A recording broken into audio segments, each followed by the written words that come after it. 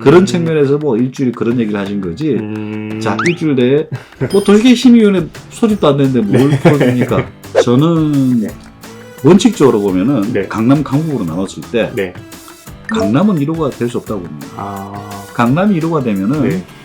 문제가 커져요. 그 개발 호재에 따라 가지고 집값이 더 많이 올라갈 거고 네. 강남에서도 이제 사실 잠실 5단지 같은 경우에 거의 인허가 막바지 단계거든요. 뭐 인허가와 관련돼서 막바지 단계 단지들은 강남이든 강북이든 빨리 풀릴 가능성이 있지만은 네.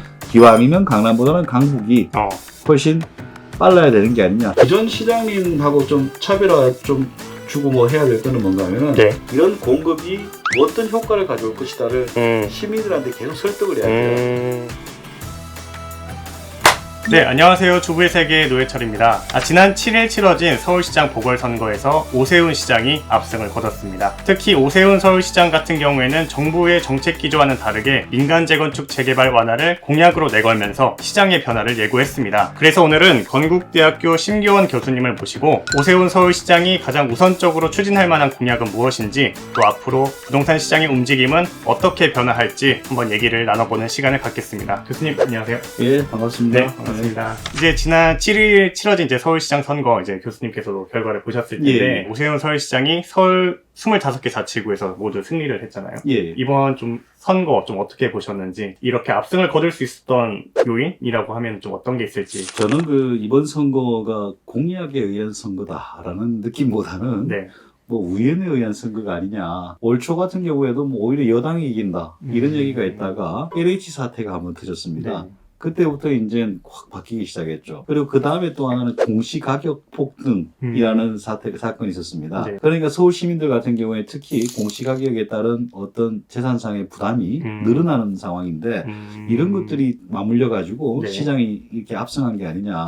여야 후보 가릴 것 없이 부동산 공약들을 많이 쏟아냈거든요. 특히 이제 오세훈 서울시장이 당선이 됐는데, 교수님께서 이제 전문가로서 이제 보시기에 좀 이런 공약들은 주목할 만했다, 뭐 이렇게 보시는 공약들이 있을까요? 정부에서 2월 4일날 이사대책을 만들었습니다. 네. 이사대책은 정확하게 말하면 공공주도의 주택공급계획인데 네. 사실은 주택공급계획이 아니고 주택공급량 추산, 실제 정부가 공급하겠다는 거는 뭐 80만 호, 그 중에서 뭐 26만 호 정도만 공급하는 거고 나머지는 민간이 하는 것들이 민간에서 이렇게 동의를 해주면은 네. 이 정도 물량이 나온다 추산했는 거거든요. 네, 네. 특히 서울 같은 경우 최근 5년 동안 인허가 물량 중에 네. 공공이 공급한 건 한 5% 됩니다. 5%. 95% 가까이는 민간이 공급한 거예요. 그럼 민간이 줄어들고 공공은 늘어나 봐야 네. 공공은 2배, 3배 늘어도 별로 느는 게 아니고 네. 민간 주는 폭이 더 클 수도 있습니다. 근데 오세훈 시장은 이제 민간이 95% 정도 공급하고 있는 상황에서 민간 공급을 좀 늘리면은 주택 공급은 획기적으로 많아질 수 있거든요. 그러니까 누가 봐도 민간을 늘리면은 주택 공급이 빨라진다. 네. 이런데 착안한 게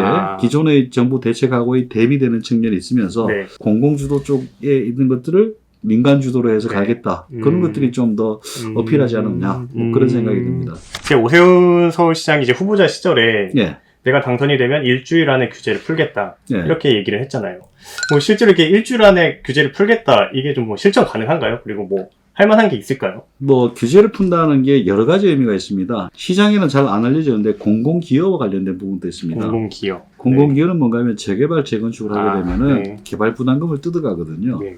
그것 외에 또 뭐 도로를 내놔라, 공원을 내놔라, 뭐 경로당을 지어라, 임대주택을 많이 지어라. 네. 그런 것도 서울시장 직권이거든요. 그럼 일주일 내에 할 수 있는 건 뭐냐? 네. 이런 뭐 규제 수단이 있고 네. 풀 수 있는 수단이 있는데 아. 이런 것들을 이런 식으로 검토해서 하도록 하게 되는 선언적인 아. 상태가 되지 않을까. 그것도 굉장히 어려운 작업이에요. 이런 원칙적 선언만 바꿔주더라도 하더라도 그 상당 부분은 또 공급 효과로 바로 나타날 수 있는 것들이 있죠.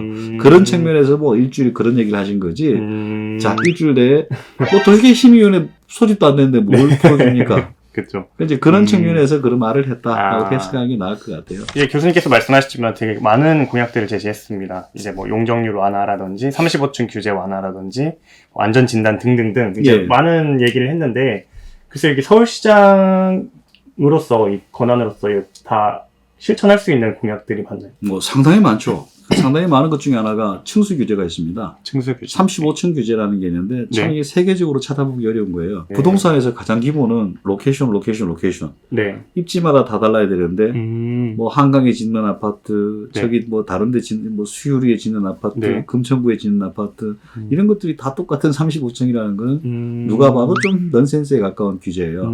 그래서 35층 규제 같은 경우에 시장이 마음만 먹으면 언제든지 바로 바꿀 수 있는 규제로 볼 수 있습니다. 용적률 완화 부분 조금은 복잡한 면이 있습니다. 뭔가 하면은 현재 뭐 3중 일반 주거 지역 네. 이런 데는 뭐 250, 법적으로 300%인데 뭐 조례로 250% 이렇게 되어 있다. 네. 그러니까 조례를 바꾸면 300까지 간다 이렇게 거거든요. 네. 근데 시의회가 과연 도와줄 것이냐. 뭐 여당이 압도적으로 많기 때문에 쉽게는 안 도와줄 겁니다. 그런데 뭐 내년 선거가 있기 때문에 도와줄 가능성도 있다. 근데 아무리 여당이라도 내년 선거 앞두고 있는데 이 사람들도 그 상황에서 마냥 중앙정부 뜻에 맞춰가지고 네. 뭐 고수할 것이냐. 그렇지 않을 가능성도 있거든요. 그러면 용적률 규제 완화 같은 경우도 의외로 시에서도 조례가 바뀔 가능성도 있다. 재산세 문제 같은 것들도 시장이 네. 얘기가 나오고 있는. 특히 이제 공시가격 때문에 재산세가 핫 이슈거든요. 네. 근데 시장이 그건 조절할 수 있습니다. 한 50%까지는 뭐 할 수 있다. 아. 그럼 이제 서울시 재정이 좀 부담이 되는 게 아니냐. 예. 이렇게 볼 수 있겠지만은 그것도 별로 걱정 안 해도 되는 게 최근에 재산세가 너무너무 많이 거쳤어요. 네. 거의 뭐 좀 많이 쌓였다 여윳돈이. 그 모든 주택에 대해서 감해주는 건 무리가 있고 네.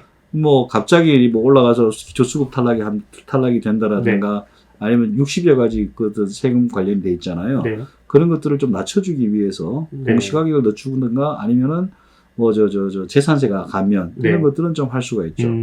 종부세는 손을 못 대고요. 국세니까. 근데 이제 서울시장 임기가 이제 1년 3개월 정도잖아요. 말씀하신 이제 여러 공약들은 이제 서울시장이 할 수 있는 것들도 있는데 이 기간 자체가 너무 좀 짧아서 한계가 있지 않느냐 뭐 이런 얘기도 있어서. 굉장히 한계가 많죠. 문제는 이제 뭐 36만 호 이런 얘기를 했잖아요. 네. 그리고 뭐 다른 형태의 유형들, 네. 뭐 공공성을 강화한 임대주택 같은 것들도 네. 있고 전세주택들도 네. 있는데 이런 것들은 시간이 많이 걸리는 것들이죠. 네. 근데 1년 3개월이면 큰 뭐 계획을 잡고 연차별로 어떻게 하겠다 이런 시나리오는 다 나올 수 있을 것 같아요. 그래서 뭐 사실 첫 해에 다 하겠다 이건 큰일 납니다. 네. 전세 대란에다가 뭐 전세가 그렇죠. 폭등에다가 네.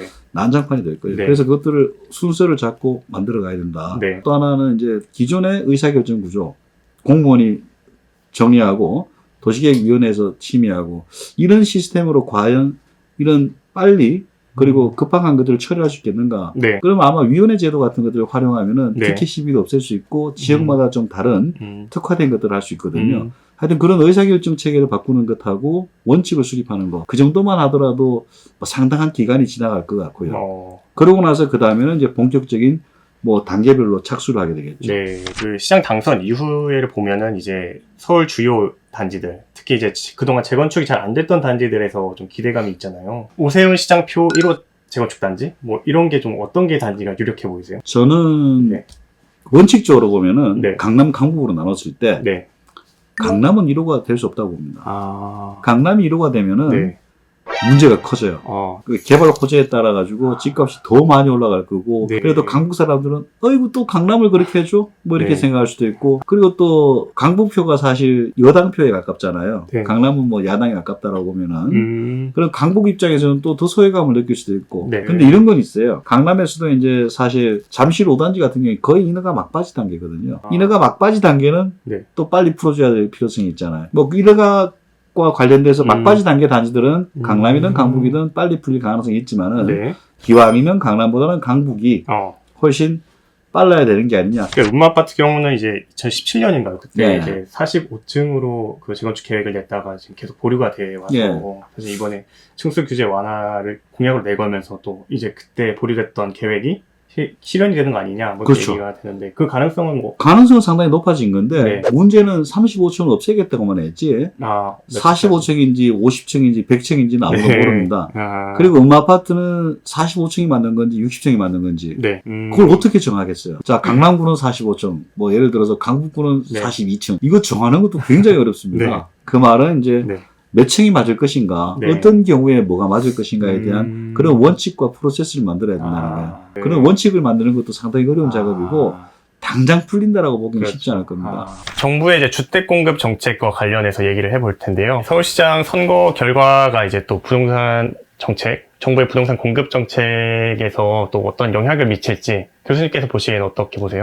서울시장이 바뀌어서 가장 타격받는 건 아마 네. 2월 4일 나온 2사 대책일 겁니다. 네. 그리고 작년에 8사 대책도 영향을 받을 거고요. 네. 그리고 이제 LH 사건도 있고, 그다음에 공공주도 개발에 대해서 시민들이 특히 이제 반감도 있는 상황에서 네. 오 시장이 되면서 대폭 풀어주겠다라는 네. 걸 얘기했습니다. 그러면 공공으로 하고 있는 사람들이 이거 과연 이대로 가는 게 맞을까? 네. 이런 궁금함이 생길 거예요. 네. 특히 이자 대책은 공공이 다 수용해야 하거든요. 네. 민간이 훨씬 좋지 않냐 이런 생각을 할 거예요. 그렇죠. 그러면 이제 기존의 몇몇 단지들 같은 경우에는 빨리 가야 되고 네. 그럴 경우에는 공공 재개발이나 공공 직접 시행 방식을 하겠지만은 그 과정 일부하고 아니면 나머지 시장 전부 다가 대부분이 이제 네.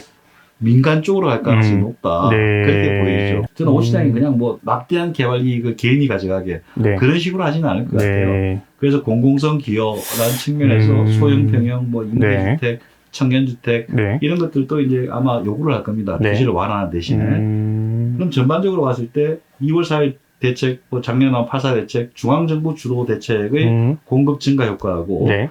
오세훈 시장이 이제 하는 공급 증가에 네. 따른 거 보면은 오히려 오세훈 시장 쪽에서 전체적으로 주택 공급량이 늘어나는 건 더 크지 않겠는가. 그렇게 볼 수 있다는 거죠. 그럼 지금 일각에서 조금 우려하는 부분이 이제 아무래도 이제 내년에 지방선거도 있고 대선도 있다 보니까 이제 오세훈 서울시장이 이렇게 단기간에 규제를 풀긴 어려울 것이다. 왜냐하면 이제 집값 상승에 대한 부담이 있다 보니까 그 부분은 어떻게 보세요, 그러면? 그 선거 공약이기 때문에 풀긴 풀어야 될 거예요. 네. 이제 국민들도 대강 시민들도 대강 아는 게 아닌가 싶어요. 이렇게 안 하면은 그럼 또 몇 년 지나면 더 올라가는 건데 지금 단기적으로 올라가더라도 네. 계속적으로 공급을 하게 되면 계속적인 공급 시그널만 있으면요. 네. 개발 호재가 또 호재로 반영이 안 돼요. 처음에는 개발 호재지만 계속 이제 개발 호재도 있으면서 입주가 일어나잖아요. 네. 입주가 일어나면 가격 하방 압력을 받거든요. 네. 그렇기 때문에 이걸 장기적으로 계속적으로 끌고 나가는 게 중요한데 네. 처음에 단추를 누가 잡을 거냐. 근데 뭐 오 시장이 뭐 몇 번 얘기한 걸 보니까 네. 재밌는 거는 이 얘기를 똑같이 했습니다. 단기적으로 오른다. 그렇지만 장기적으로 갈 수 어쩔 수 없는 거다. 그걸 인식하고 있더라고요. 예. 그걸 봤을 때는 뭐 그렇게 정치적으로 하겠냐 그런 생각도 듭니다. 오세훈 시장이 이제 본격적인 임기가 이제 시작이 됐으니까 이제 정책들을 추진할 텐데 이 부동산 시장의 그 정책 효과가 내는 데까지는 어느 정도의 시간이 좀 필요할까요? 저는 한 3년 정도로 걸릴 것 같습니다. 입주 시점이 되면 확실하게 가격 하방 압력이 있습니다. 기존에 여러 이제 뭐 우리 사례를 보게 되면 네. 어떤 동네 한 반경 5km 네. 정도는 10,000호만 집어넣으면 초토화되거든요. 10,000호만 입주하면 확 떨어지거든요. 네. 근데 10,000호 입주하는 게 계속 터지는 거예요, 매년. 그럼 그때부터는 확실하게 하방 압력을 받을 겁니다. 예. 그게 언제나 한 3년, 4년 길면 정도 후가 될 텐데 그때는 가격 하방이 더 커질 수도 있습니다. 네. 3기 신도시 입주가 시작되거든요. 네. 그러면 어마어마한 물량이 입주를 하고 서울 시내에서는 또 네. 많은 데가 또 입주를 네. 하고 그런 가격 하방 압력은 굉장히 커질 수 있다. 새로운 서울시장이 가장 역점을 두고 좀 추진해야 할 부동산 정책이 무엇이다. 이렇게 한 말씀을 정리해 주신다면 어떤 게 있을까요? 기존 시장님하고 좀 차별화 좀 주고 뭐 해야 될 거는 뭔가 하면은 네. 이런 공급이 어떤 효과를 가져올 것이다를 시민들한테 계속 설득을 해야 돼요. 전문가 몇 명이 그거 이렇게 이런 식은 굉장히 나쁜 거거든요. 그래서 시민들하고 같이 만들어야지 나중에 뭐 1년 지나서 또는 5년 지나서 시장이 네. 바뀌더라도 정책은 살아남습니다. 정치인 개인이 판단해가지고 네. 이게 맞아, 저게 틀려. 이거 바꿔. 그거 하면 시장 바꾸면 금방 바뀝니다. 시민하고 같이 만드는 정책들은 살아남지만은 정치인 몇 명, 전문가 몇 명이 아이디어 차원에서 하니까 정책적으로 정치가 바뀌면 다 바뀌게 돼 있어요. 그런 것들을 염두에 둘 필요가 있다. 그렇게 볼 수 있습니다. 오늘은 오세훈 서울시장 당선 이후 부동산 시장에 대해서 얘기를 나눠봤습니다. 이제 오세훈 서울시장이 많은 공약을 제시했지만 이 시장 단독으로 할 수 있는 공약들이 있는 반면에 또 정부 여당의 협의가 필요한 부분도 있는데요. 반대로 이제 정부도 현재 추진하고 있는 주택 공급을 잘 추진하려면 서울시장의 협의가 불가피해 보입니다. 그만큼 이제 정부와 서울시 간의 협의가 중요해 보이는데요. 상호 간의 원활한 협의를 통해서 지속적인 주택 공급 그리고 시장 안정까지 이어지길 기대해 봅니다.